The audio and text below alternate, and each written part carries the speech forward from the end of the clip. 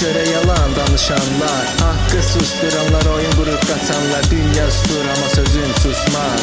Adam olun, vicdan qəlbdə basmaz. Əlləriniz təmizdir yoxsa qanlı mı? Yeməyiniz bol da soyuqsulanı. Haqqı yeyib gülübsüz oturub taxta. Adam olun, yalan yıxırlar vaxtla.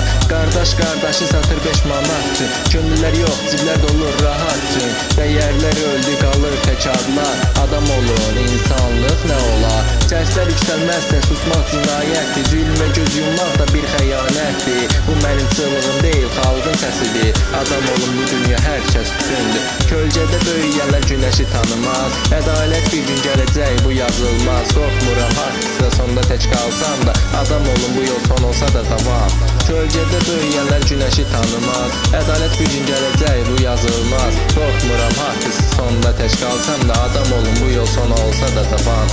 Küçələr danışır, dilə gəlib daşlar. Doğru deyən susur, oynayır saxta başlar. Həqiqət açıdır, bəziləri udmaz.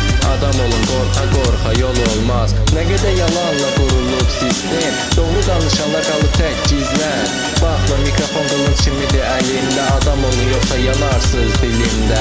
Vicdanlı pulla dəyişənlər səslərin kəsəcək. Ədalət gələr bir gün, heç kim açıb gizlənməyəcək. Qəlb susmaz, söz ölməz, bu qaranlıq sökük. Adam olun, tüm sabah gəlir sükutla yox səsli. Məktəbdə öyrədilənlər yolda yoxdur. Əməldə yoxsan, danışmaqla çoxdur. İnsanlıq öləndə bahalı saat neynir? Adam olun, zaman da sizə güzgü deyir. Əgər düşmən düz danışırsa dostunu yoxla. Yanında gülənlər bıçaqla arxanda. Bir üzlə yaşayan iki maska çoxdur. Adam olun, qalan hər şey boşdur.